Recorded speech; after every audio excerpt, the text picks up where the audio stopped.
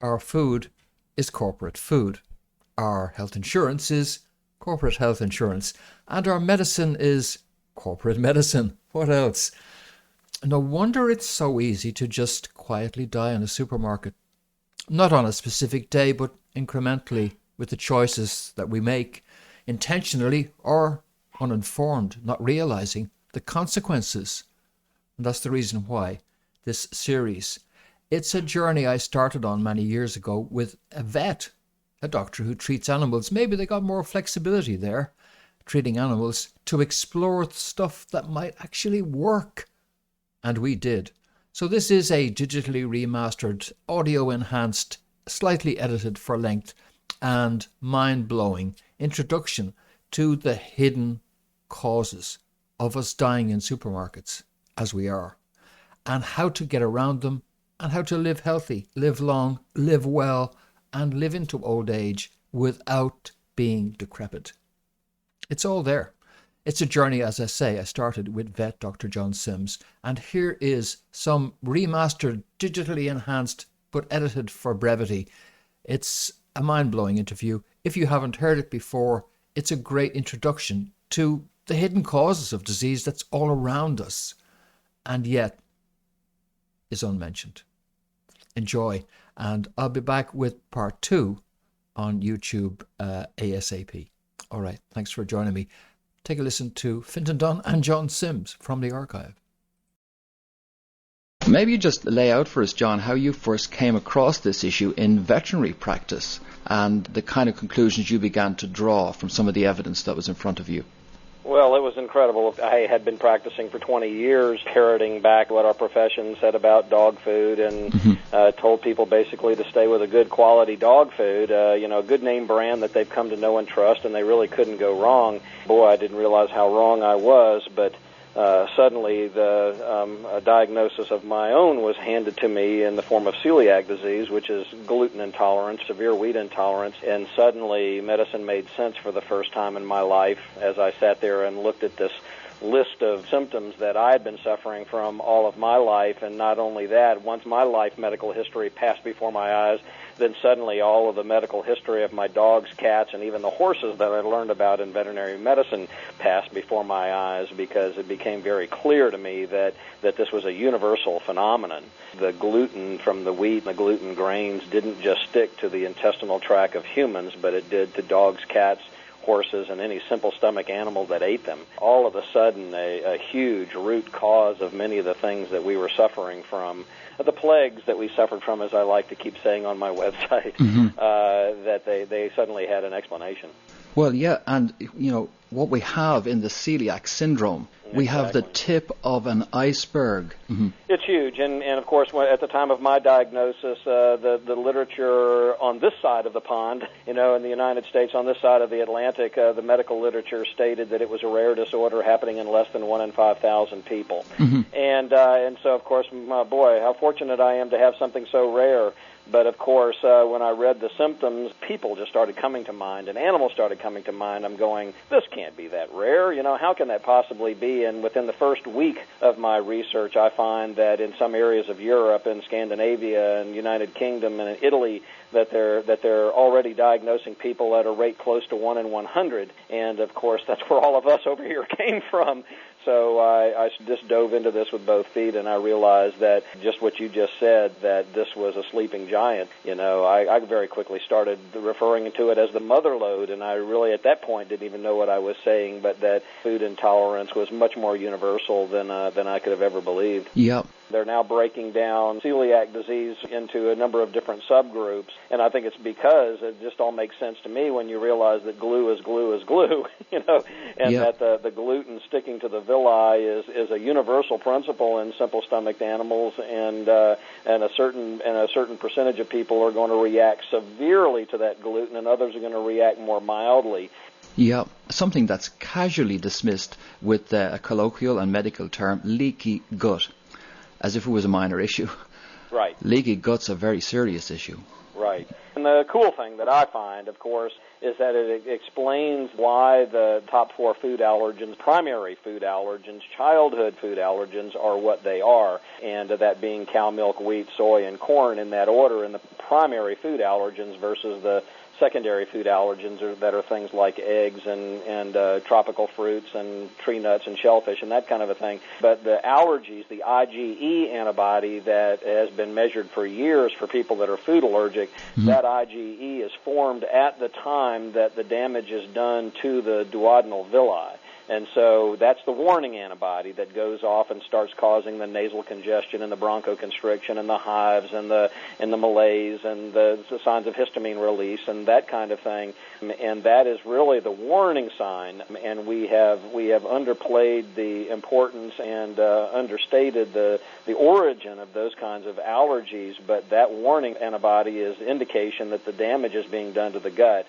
And so then on the coattails of that, we start measuring IgG and IgA and IgM and other the long-term antibodies, which are sometimes termed as delayed food antibodies, and those things are indication of the actual damage. And it's a personal issue, this, because, of course, I've taken this on personally, and my health has improved dramatically since taking heed of what you're warning people about. Right. But I've got a brother who's got a daughter, a young baby daughter, and she manifested almost immediately psoriasis. Yeah. And then, after around about 8.5 months, one day they gave her some egg. And she came out in hives, she came out in small blisters all over the body, she went lethargic. Maybe you'd start to just explain to us, taking it from the infant stomach on, what happens in the duodenum. Of course, the first thing that happens is it doesn't get mother's milk. Oh boy, then so you want me to talk for an hour on this one? No, I'm just kidding. This is the gist of it, though, and we've started talking about celiac disease, and we will, I'm sure, talk more about casein intolerance, which is gluten's evil twin that is in cow milk. It's absent in goat milk. What it does to the gut, all of these foods that can be used as industrial adhesives when they enter the stomach and then leave, unfortunately not completely broken down by our stomach acids. When these glue-like foods leave the stomach and start sticking to the villi, then the changes start taking place. And in that immature intestinal tract, boy, it sets the stage for so much. So many of our children are raised on cow milk or now soy formulas, soy doing the exact same thing, and the damage begins. And then after the soy formulas, we typically start feeding them things like teething biscuits and little pieces of toast and that kind of a thing. So then we introduce the gluten, and then the very first complex protein, which is a great one and one of the best proteins on the planet, gets introduced to them in the form of something like scrambled eggs. I mean, most people are nodding their head when I'm explaining this to them in the exam room, because this is what I did to my kids and what most do. And once the damage is done by the wheat, the soy, and the dairy products, then this sets them up for what we call the leaky gut syndrome. The villi are starting to become damaged. They're breaking off. Capillary beds are exposed to foods in a way that they would not normally be exposed to in a healthy gut. And so as other proteins start passing through this gut, then the bloodstream is exposed to egg protein in a way that it doesn't recognize, and it starts to form antibodies to these foods that are passing through this damaged gut. This is part of what we call the leaky gut syndrome, and this is the origin of secondary food allergens. And so according to our FDA, the top 4 childhood allergens in order are cow milk, wheat, eggs, and soy. In the dog, it's cow milk, wheat, beef, and soy, and in the cat, it's cow milk, wheat, fish, and soy. And right. So the third position is held by the first secondary allergen in all 3 species and represents what food passed through that damaged gut first or most abundantly, other than the 3 that were doing the primary damage. And you can get an idea of this. We tend to think, when we think milk, we think lactose, and we think lactose intolerance. But no, we're talking about an experiment you can do at home, folks. You can take some milk out of the fridge, go over to your counter, pour the milk on the counter, and leave it there for, say, 4, 5, 6, 7, 8 hours. Then come back, stick your hand in it, see how sticky is it. Right. As I tell people in the exam room, and a very common used glue is something called Elmer's glue. And Elmer's glue is manufactured by Borden, our #1 national producer of dairy products. And the cow, Elsie the cow, is on the bottle of Elmer's glue. And so when I use that as an illustration, people go, wow. What can you say? They do make glue, and if people put the word casein and adhesives in the search engine of their computer, they can read for days about how glues are made from casein, and they can do the same thing with gluten and adhesive, soy and adhesive. They make super glue from soy and corn adhesives. The top 4 allergens are all used to make adhesives, and they do stick. Yeah, and you can see that on the TV where they hang that guy on the end of a big crane and he's only glued on with that glue. Right. This is what we're talking about that makes it through to the duodenum, and this is what we're talking about that causes the damage to the tiny villi on the inside of the duodenum. The parent component of these things, the glycoproteins, are very, very sticky. And not only that, but when these glycoproteins, antibody-sized glycoproteins, are now termed lectins, when these enter the body, then they start causing immune reactions in remote locations. And speaking of the infant, I came across a study a year and a half ago that just explained so much and gave me more passion, and that was that our children that got cow milk in the first 5 days of life, and something very special is happening in that infant's intestinal tract during that first 5 days. Most people know that's when they're absorbing antibodies or colostrum from mom's milk. Mm-hmm. And after 5 days, that type of antibody cannot be absorbed, not to the degree that it is during the first 5 days. So that infant's intestinal tract is more open, if you will, physiologically during the first 5 days. And if you introduce cow milk, and I'm sure the other lectins as well from soy, wheat, and corn, but in this particular study they were picking on cow's milk, that when they get cow milk in the first 5 days, those infants are 40 to 50 times more likely to develop asthma, juvenile onset rheumatoid arthritis, and type 1 diabetes, which is juvenile onset diabetes. And so we're really setting the infant up. It's not a question of the milk not being necessarily nutritious enough, etc. No, we're talking glue here, we're talking consequences, and then we introduce wheat. Right. And we do the exact same thing to puppies and kittens. Yeah. The puppy chows and the kitten chows, and typically are the absolute worst foods that we can feed to them, because how they make those infant formulas basically, or puppy and kitten formulas, is that they take an adult food and they want to boost the energy, the calories, without boosting the fat, so they put in a non-fat protein source, which is typically going to be wheat, barley, corn, or soy.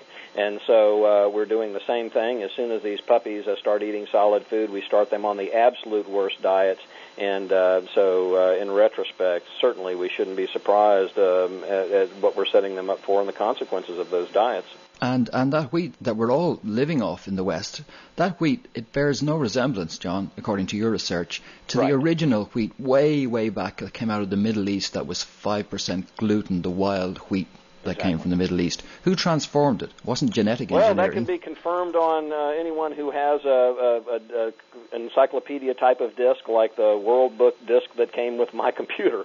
If you put that in there and click on wheat, you will find the description of how our northern Germanic ancestors created wheat, say right around 420, 430 AD. Our northern Germanic ancestors took what I lovingly call God's wheat and mixed two weeds with it, and they actually have the name of that, two variations of a plant called triticum, which for all intents and purposes was a weed, a glutinous weed, and blended that with the original weed, which you said was somewhere between 1 and 5% gluten, very small amount, and they set into motion, they introduced gluten in a big way and set into motion celiac disease, and that was the origins of celiac disease. And of course back then they spelled it with an O in the Old English fashion, COELIAC, referring to the abdominal cavity, that's your celiac cavity.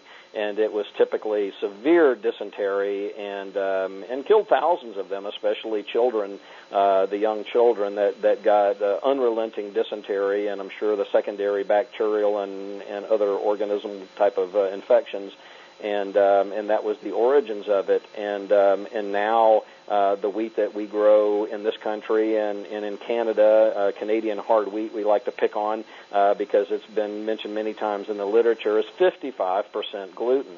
But of course, as you know, it doesn't stop there. If somebody grabs a bread bag and looks at the ingredients on their bread bag, the first ingredient is wheat flour, which is now 55% gluten, and the second ingredient is wheat gluten.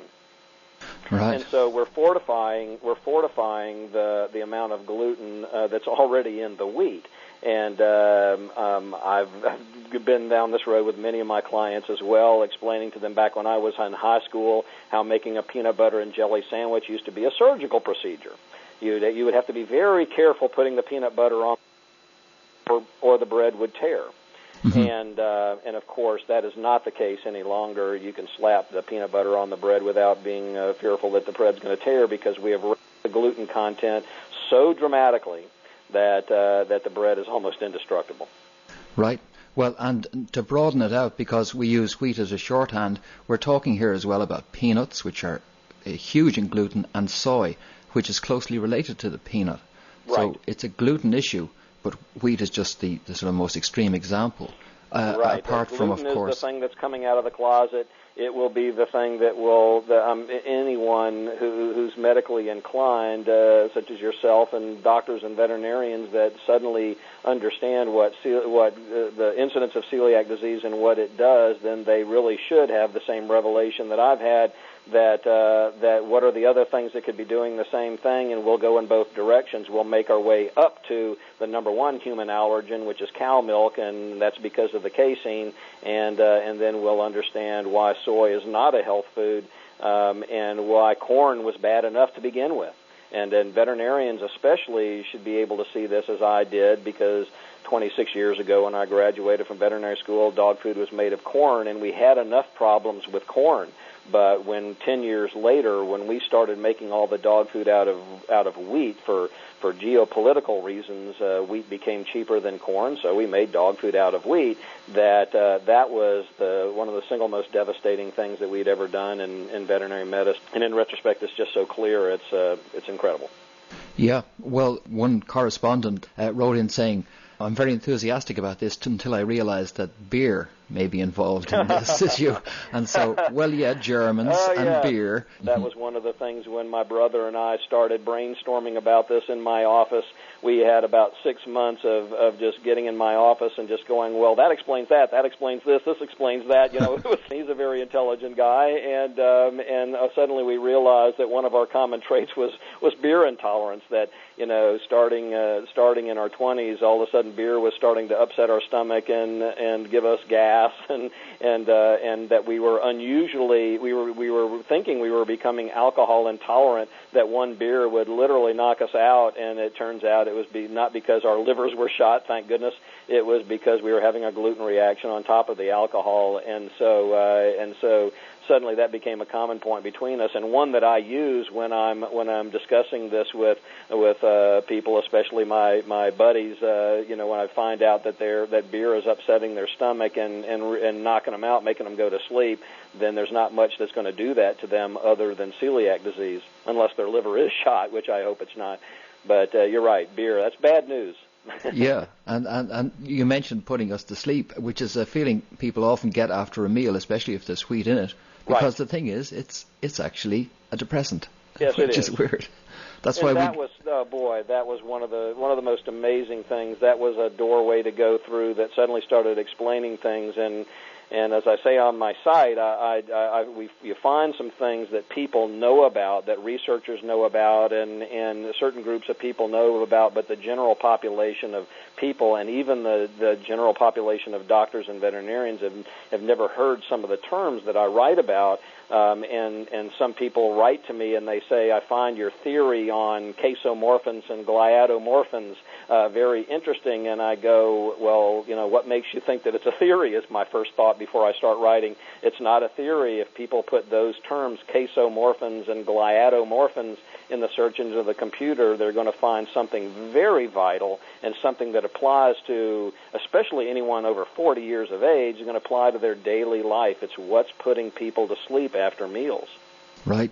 And that's why we have cups of coffee after meals to counteract the effect. That's why we've become caffeine addicted, and why if we didn't have a couple of hefty glasses of cups of coffee or tea or some caffeinated beverage with our meals, that we wouldn't be able to function afterwards.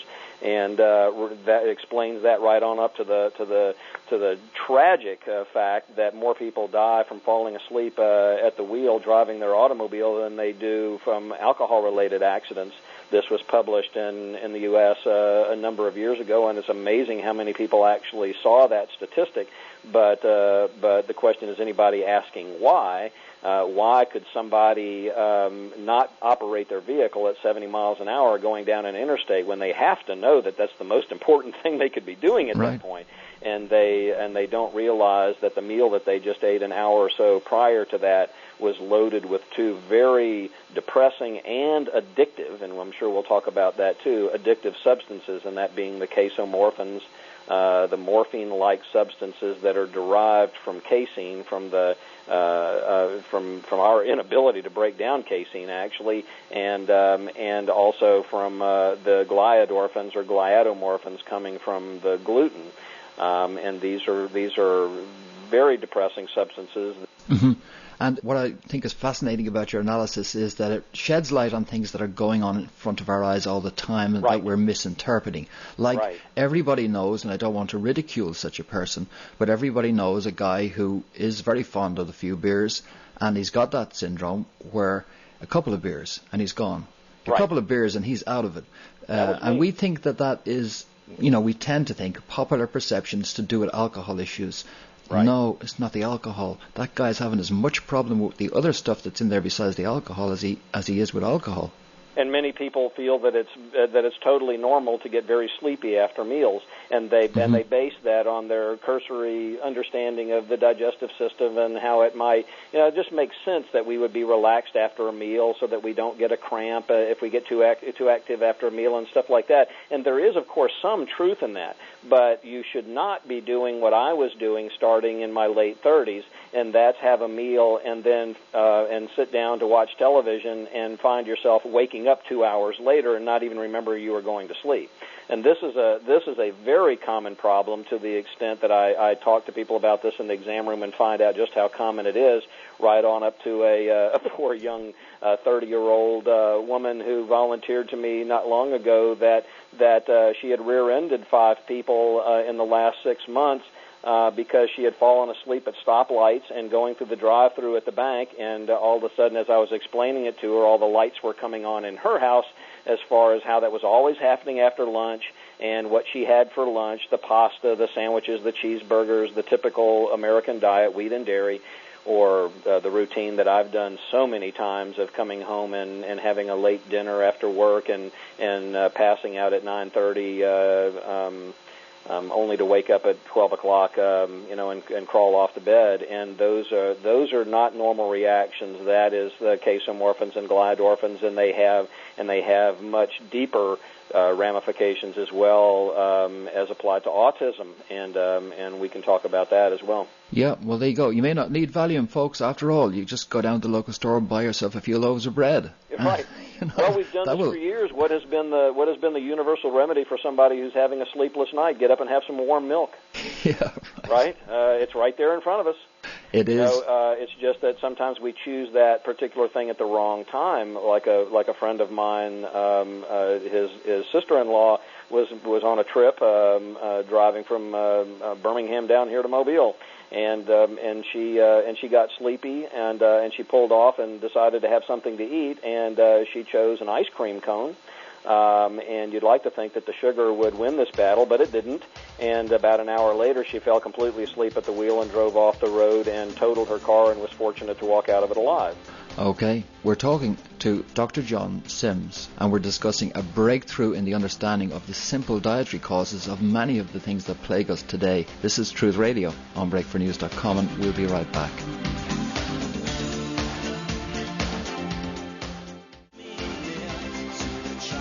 And you're very welcome back. This is Truth Radio on breakfornews.com. I'm talking with Dr. John Symes. John, just what we were discussing before the break there, If you look at the wheat and the corn and the rest, would you put them in some kind of a ranking order for us in terms of most offending from a gluten point of view down to least offending? Well, I think that soy is the most offending, although at this point in time it sits on the number three position of the primary allergens, just by virtue of the fact that we haven't started eating it at the rate that some would have us do. Cow milk is the number one human allergen, dog and cat, and so it is in fact a more powerful glue than gluten. Number two is held by wheat. Number three on the list is soy, and then corn. And it's logical because when someone does do a little bit of research, it'll take them 5 or 10 minutes to put those terms and plus the word adhesive in their search engine and see the glues that they do make. That casein is used to make more powerful glues than those of gluten. But soy, they can make super glue from soy, and it is a fact that they use these soy-based super glues in the automobile industry and have for years to put metal together, and the rear view mirror of your car is oftentimes stuck to the glass by soy-based super glue.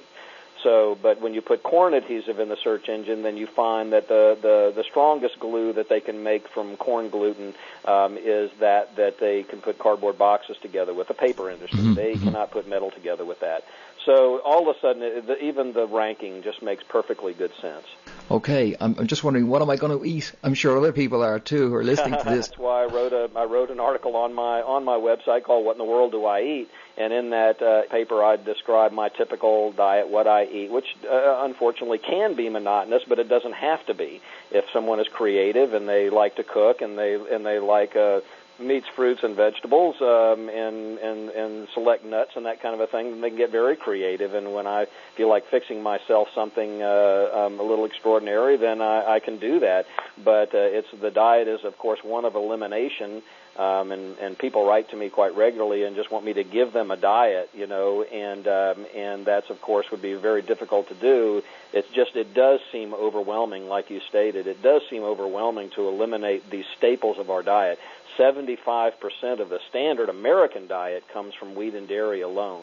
And so no wonder people panic when you say, I've been wheat and dairy free for 5 years, and they look at me like, how in the world did you do that? Well, what do you eat? I said, well, I eat meats, fruits, vegetables, nuts, and berries. That's my list for them. And they go, wait, let me write that down. This is an elimination diet. You eliminate those if you're really motivated and you have a serious medical problem that you need help with, and you start understanding the principles behind this diet, then you eliminate those things first, and that leaves you with fresh meats and vegetables and fruits and nuts and berries and potatoes and rice, unless you happen to be allergic to those things. And it's not that restricting as one would think. And but that diet all of a sudden makes sense. It's taken on certain names like the Paleolithic diet and those kinds of things, or the specific carbohydrate diet, the SCD as they're referring to it now. They're coming around. They're coming around to the truth that you eliminate the big four and eat everything else, and you'll enjoy greater health. Right. Well, in that diet, they're trying to figure out some way of eating grains. What about things like rice, rye? Are they low in gluten? Rye is a gluten grain. Rice, okay. Although you will see the term rice gluten, I have found nowhere in my study that rice gluten induces villus atrophy of the duodenum. And we certainly have in my little laboratory, as you kind of put it, in my veterinary hospital, we have found dogs to do very, very well on rice unless they have become secondary allergic to it, which is not uncommon because so many of our pet foods that are lamb and rice on the label, when you read the ingredients, they're polluted with corn or soy or wheat, the thing that's going to induce the villus atrophy and set the stage for the secondary food allergies. But those dogs that are raised on rice-based diets do very well, and most dogs that come to me in trouble do well on the rice-based diets. But if they don't, then we can do a food allergy test and look for IgE, and if they're allergic to rice, which we get on a regular basis because of that reason, the secondary nature of it, that then we put them on potato-based diets, and it's very uncommon for us to find dogs or humans with potato allergies, but they do occur. People who are latex allergic are usually potato allergic. There's a cross reaction there. But the other grains that are safe are things like quinoa, tapioca, millet, sorghum, and these are the things that they will find as ingredients in your gluten-free breads at your health food stores, and now in a growing amount in grocery stores, especially in Europe. The time is coming for this to become a much more common thing. I think so, and even in my local superstore, I can now get fresh goat's milk. Yeah, things are changing. Which, as you mentioned before, you mentioned lactose. We just kind of clean that up. Goat's milk has just about everything cow's milk has in it, except for the glue, except for the casein. Goat's milk has plenty of lactose, and so lactose is not the culprit. It's one of those myths that people have a hard time grasping. But the farther they go down this road, the more they'll see many things that are upside down, and the more things you see that are kind of out of whack, the easier it is to understand each of the individual things. But lactose is not the culprit. Lactose is a simple sugar, and but once the villi are damaged by the casein, then the ability to absorb lactose and things like that gets dramatically reduced. So I look at lactose as one more ingredient of cow milk to warn us that we're not supposed to be drinking it. It brings on one of the earlier symptoms, gas and cramping and even diarrhea from not being able to absorb the lactose, and that's just one more warning sign to stop drinking the cow milk. But if we were raised on goat milk and drank nothing but goat milk, we would have a much better time dealing with the lactose. And you can check out the full details at drj.com. That's DOGTORJ.com. Now, people mightn't suspect that they could be walking around with undiagnosed celiac syndrome to varying degrees. And if you manifest any of the symptoms, then you should check it out. My symptoms were I was going down to the pharmacy all the time and getting non-steroidal anti-inflammatories to cope with hay fever, sinusitis, asthma, etc., etc., etc. Read your analysis at drj.com, realized you were right, came off the wheat. Within 12 hours, I experienced something that I later found out they say you may experience flu-like symptoms if you stop taking wheat. Well, flu-like symptoms is one way of putting it. It was like a cross between dysentery and the worst case of the flu you ever had, and it knocked me out totally. What I was doing, I was going through withdrawal, like a junkie coming off heroin. What's going on there, John? Well, the addiction, the food addiction, goes back to the casomorphins and gliadorphins, and this, of course, speaks to why 75% of the standard American diet has become wheat and dairy, because we're physically addicted to those things. Casomorphins and gliadorphins, like their name implies, and like we've discussed, are related to barbiturates. And so we become addicted, and our brain loves certain things, MSG being another, which we'll be discussing later, I'm sure. But the casomorphins, our body starts to take these on, and our brain starts to absorb them, and in fact they take over a year to be cleared out of our brain, according to the literature, once we go off of wheat and dairy. And these things, just like you were sprinkling a small amount of a morphine or a heroin type of substance on your food, your brain starts to get adjusted to that, and then when you come off of those, then your brain starts calling out for more of it. And the evidence of it is everywhere when you start looking for it. Most people, especially Americans, of course, eat huge meals. And more calories in one sitting than we really need for the entire day. Mm-hmm. But then hours after, when we start getting, quote, hungry, and comedians have even made jokes of this kind of thing about going to Chinese buffets.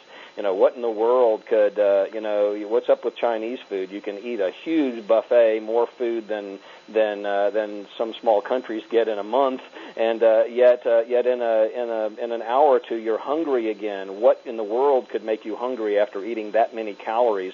And the answer is MSG, which is the glutamate that we'll talk more about. which is the antidote to the casomorphins and gliadorphins. But the casomorphins and gliadorphins that make us sleepy are altering our brain in such a way that we become addicted to those substances, and when the levels drop down, we call for more. I had a woman in the exam room that was very large, over 400 pounds, and I was trying to explain this to her about her obese cat.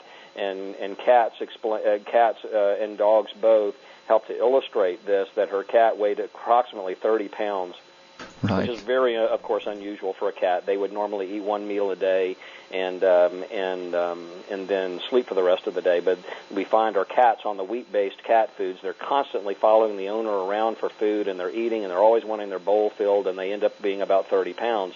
And as I was explaining this to the woman, and she said, well, I know exactly what you're talking about because I eat large meals. Look at me, and I'm trying not to look. And she says, but even after some of my largest meals, after an hour or two, I feel like if I don't get some cheese in me, I will die. Right. And she looked at me with resolve in her eyes. She wasn't smiling.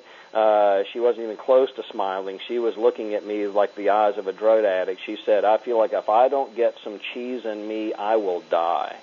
And I said to myself, I'll be writing about you, anonymously, of course, but what a classic example. And so, yes, you did go through withdrawal.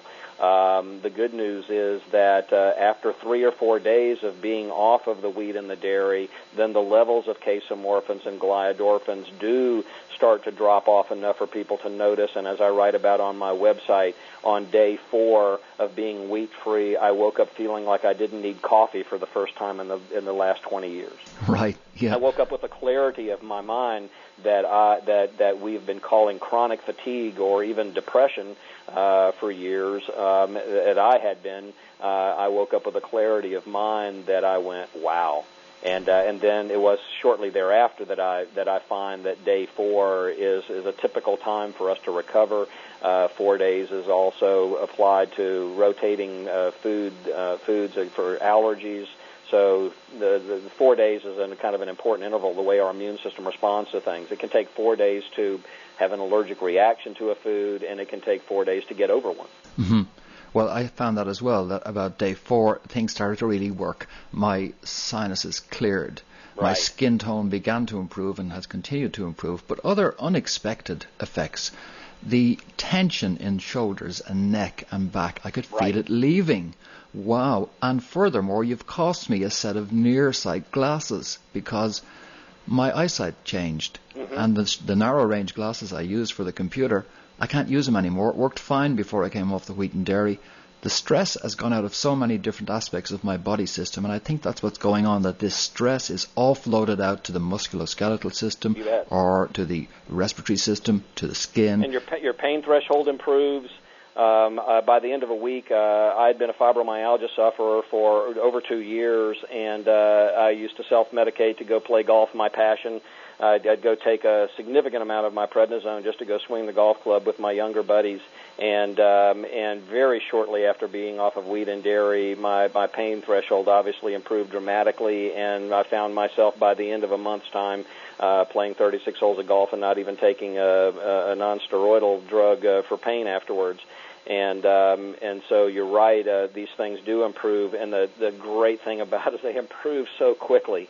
You know, it's not like you've got to be on this diet for a month or 2 or 6 months or something to see improvement. You start seeing improvement depending on where you are and what you're trying to improve. You can see improvement as early as 24 hours, certainly by day 4. By the end of a week, as I write, I was feeling like a different person. By the end of a month, I was a different person. Yes, and maybe it's not just a coincidence that when you go down to the big grocery store, they've got a whole aisle for all of the stuff that's going to try and heal the consequences of what you're buying on all those other aisles. That's right. They've got that pharmacy section with and you get into the spiral. And now I'm sure it'd be a good time to get into a little bit of how that can be. How can so many symptoms go away? How can this be related to so many different things? Why do I term it the mother lode, and something that you've seen for yourself? And that is because of the function of the duodenum, what it actually does. right? I mean, now you Yes. fully understand that, Mm-hmm. and that is and that what's amazing about that is a huge piece of the puzzle that is left out of certainly veterinary school, and from my experience in talking to doctors in medical school, I have yet to meet a health professional that has been able to tell me what the duodenum absorbs. As unfathomable as that is, I'm not throwing stones because I wasn't told this either, but I've talked to some Right. very high-level, highly intelligent people in veterinary medicine and in human medicine, and unfortunately some of them have looked at me with kind of a blank stare or said, it doesn't absorb anything. That's pretty amazing, isn't it?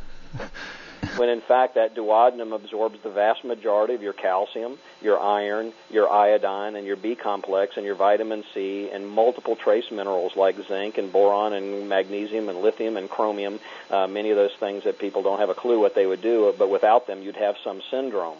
And so the catchwords today are folate deficiency or zinc deficiency or manganese deficiency or B12 deficiency, or of course the leading thing, iron deficiency, anemia, the number one nutritional deficiency in the world, including the United States, and osteoporosis, which is gobbling up the industrialized nations in this world, and suddenly you go, uh-oh.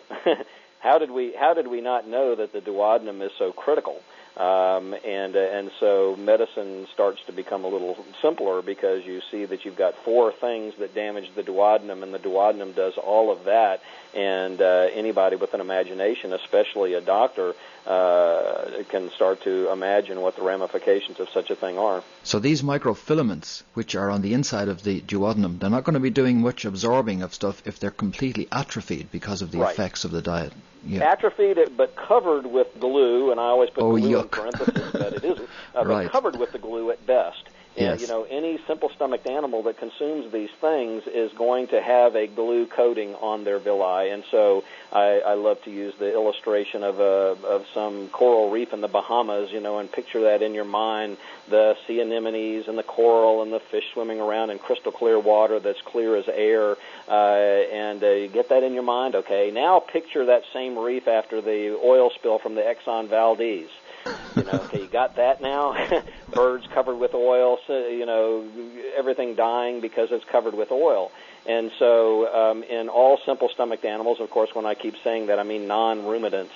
Ruminants being the cattle, the sheep, and the goats that have a different digestive system that can ferment these things. And fermentation is the key. If they're fermented, then these glues are broken down more completely. And civilizations in the past have understood this, fermenting various things like fermented milk, the kefir product, and that kind of thing.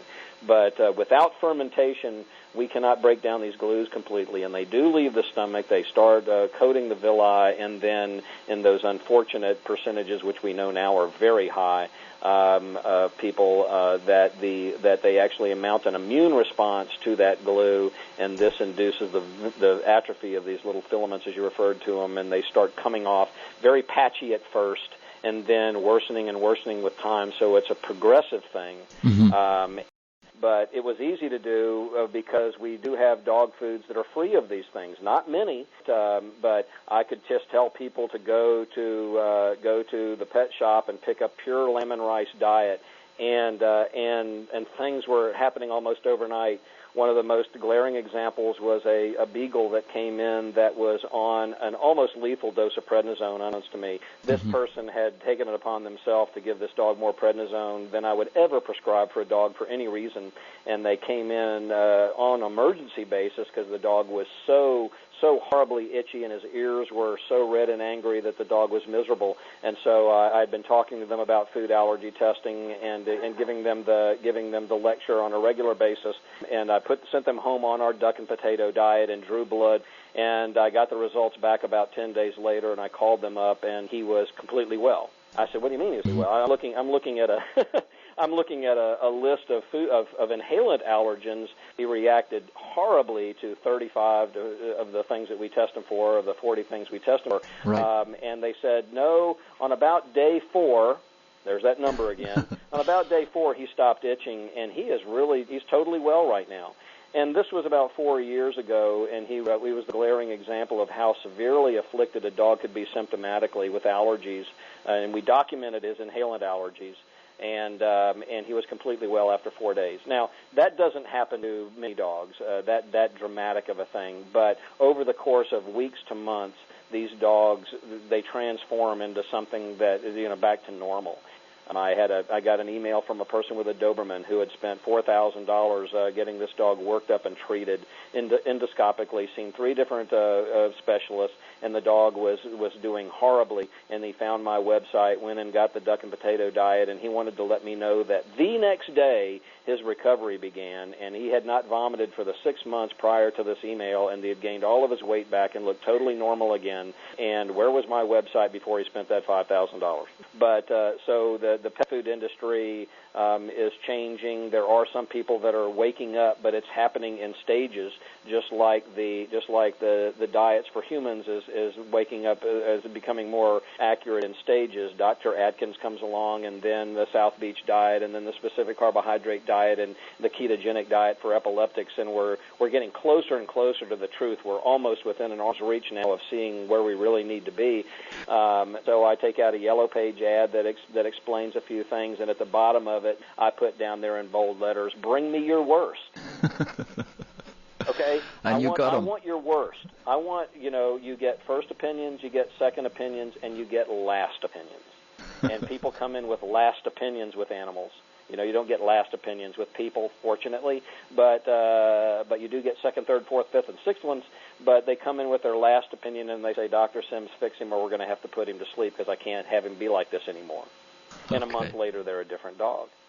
Right. So because we now understand what the duodenum does, and we understand the ramifications of that, the physical, the immunologic, and the behavioral and everything. These dogs are very different dogs. The dogs have proven it, and of course, on my internet site, I not only counsel people with pets, but I share my story with humans. I do not practice medicine on the internet. I make that very clear.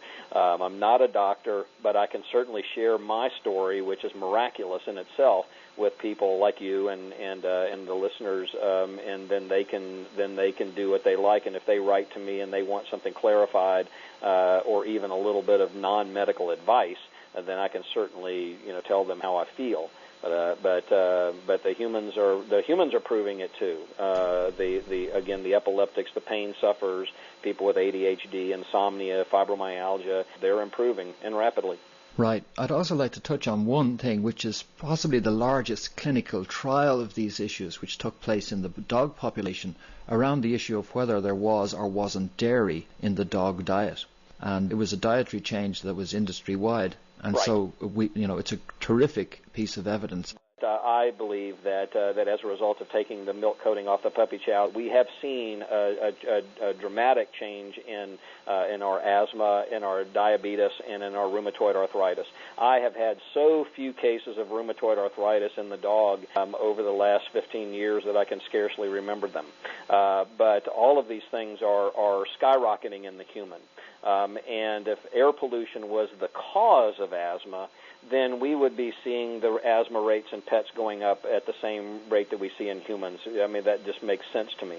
But we are not. I believe we see less asthma now than we did, but we still see it because corn has also been incriminated in asthma, and our pets are getting table food that contains wheat and dairy in it, and there's still this thing on the shelf, these little bone-shaped treats that have a popular name that contain wheat and dairy. So there are still some products out there that have dairy. And unfortunately, in some of the misguided food companies that are arising, that have bought into the lactose myth, they are introducing dairy products again into some of their new age types of dog foods, introducing cottage cheese and whey and some of the milk products. And when I call these companies personally, which I do, or write them on the internet, they say, "Oh, Dr. Symes, don't be concerned. Dr. J, don't be concerned. These are all lactose free." And so then I have to try to explain to them that lactose is not the enemy, which is what we've covered. Right. Well, it's not rocket science. That's what's important to stress about this as well, that what we're discussing is well studied, well known. It's just a question of putting it together as a picture that explains what's going on. And like I've been saying to people recently, these crazy things come to me, but I've said that for years too, and we've said it a couple of times in the interview. It's not rocket science. But, Fintan, now I say, because if it was rocket science, we would know it. Right. Okay? That's true. You'll catch my drift. And, I sure do. You probably have, but if it was rocket science, we would know it. And as you know, I've written many times in my writing that we have landers on the moon. We have landers on Mars now, and as of the last 6 months, we have put a man-made lander on Titan, one of the moons circulating around Saturn.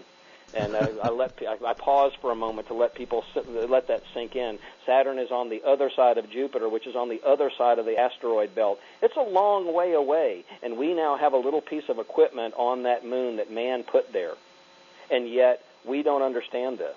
And yet we don't have doctors that have been trained what the duodenum even absorbs. And we are still taking aspirin for fevers caused by viruses.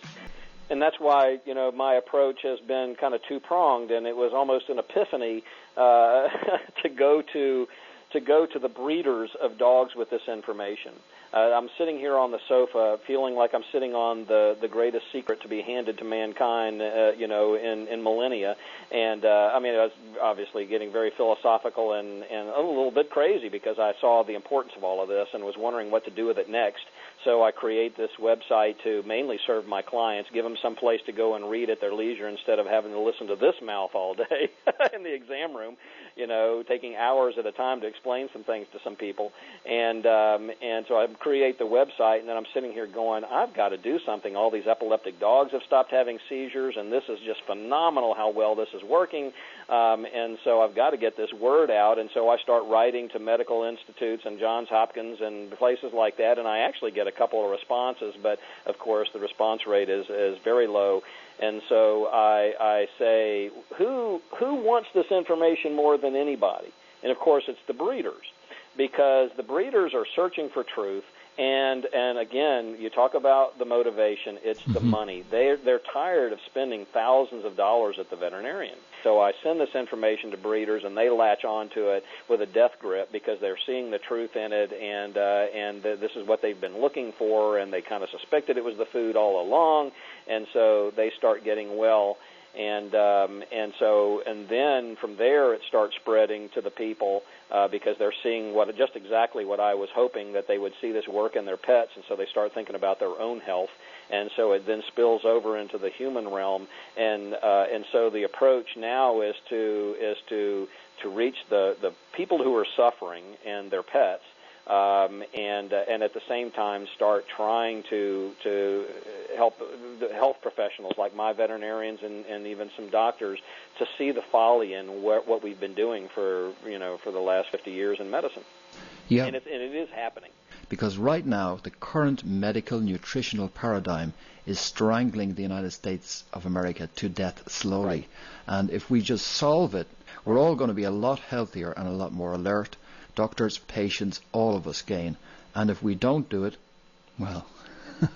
And it does make sense, but as you know, we have to be realistic. We've painted ourselves into a huge corner. And when I start talking like this, people, when they write about the time, they say, what in the world do you eat, and you have explained to them that 75% of the calories in the American diet come from wheat and dairy, and then I look them in the eye and say, now imagine your local grocery store with no wheat, no dairy, no soy, or no corn products in there. Now imagine also taking out everything that has hydrogenated oils in it, the single most devastating thing that man has ever invented. Now take out the MSG, which 60% of prepared foods have, and the yellow dye number 7 and the red dye number 48, and all of this kind of stuff. But imagine how big your grocery store would be if all of those things were removed. And most people then picture, the little food mart that's now associated with their local gas station. Takes me 5 minutes to shop at the grocery store. There are certain aisles I can't even go down. so we have to be realistic at the rapidity with which this moves forward, and that's that we're talking about the global economy here, it has phenomenal ramifications, but we can't get too bogged down in that, but we have to realize that perspective, because many people who are listening to this are it's making a lot of sense to them, and they're thinking, golly, how do we ever get into this mess, and then how rapidly will it change? Well, there are some huge sea anchors on the change, and it has a lot to do with what we've done in our ignorance all of these years. So it's not going to change overnight, but it can for the person who's listening. It can change overnight. They just have to be motivated and understand it, and you can start feeling better within 24 hours. Oh my goodness, But certainly by the end of the week, if some of the people I talk to are not feeling better by the end of the week, then they're doing something wrong. Yep. It can be that quick. The whole way we've constructed this corporate, industrialized food production and distribution system, it's history. It's on the way out, I think. And of course, we can't leave out the GMOs. It's one of those things that they're so ubiquitous now that we've almost stopped talking about them. There was a little something that came up recently, but there's a reason why wise countries have refused to take plane loads of certain food, because somebody down there is wise enough to know what some of the devastating effects of genetically modified organisms, and there have been some benefits. I would have to say, visibly, outwardly, there have been some benefits. But when we start genetically modifying things to the extent that we're crossing tomatoes with halibut, and we're really messing with nature in a heavy way, we will reap the same kind of thing that we've sown in the past, and it may take years to see it. But we're going to see major problems arise with that kind of genetic modification, and how we talk about some otherwise harmless virus that we're using to transmit information from one plant to another, one animal to another, or now, like I mentioned, from an animal to a plant. How do we really know that virus is harmless? We barely scratch the surface on what viruses are doing in our health. Most people in my office have never heard the term virus and cancer put together in the same sentence, when there have been researchers for over 30 years, as far as what I've found, that have been saying that all cancer is viral. Yep. All of it, not just some of it, not just most of it, but all of it. And so there's a tremendous gap between what is known in research and what is known by the general public. And unfortunately, I find that doctors and veterinarians like myself, we're closer to the public in our lack of knowledge than we are to the researchers. Right. So all of these things have serious consequences, and if it's not natural, improving it is not very likely. We may make it more plentiful, we may make it more convenient, we may make it more durable, but are we going to make it better? Not very likely. And that takes us all the way back to what I see as perhaps the inception of all this madness, when we somehow convinced ourselves we could raise all of our infants on something other than their own mother's milk. And that was when we showed we clearly lost the plot. And in a couple of 100 years' time, they'll be laughing at us like we laugh at the Victorians today. Right. At our weird ideas that we had. Well, you've gone a long way to changing the weird ideas that we have. And, of course, people, while we're waiting for the giant ship of society to turn around, can implement this not only in their own lives, but, this is not mainstream radio you're on. And so you can also look around you and spread the word. It's an excellent site. The resource, dogtorj.com, is an excellent resource.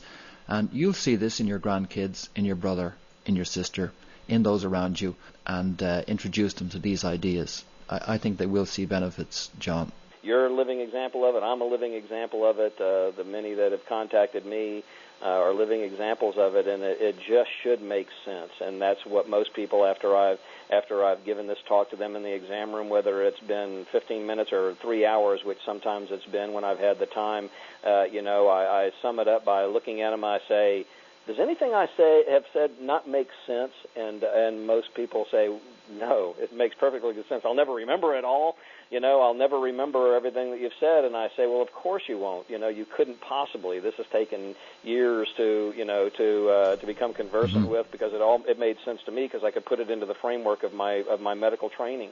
But I hope you'll never forget this office call. So people will not be able to remember everything that you and I have said here today, Fintan, but a lot of it has to do with the early years and what we've done to our diet in the recent past. Taking dead aim at things like the fast food industry, of course, which have raised our level of wheat and dairy consumption and phenomenally doused us with hydrogenated oils.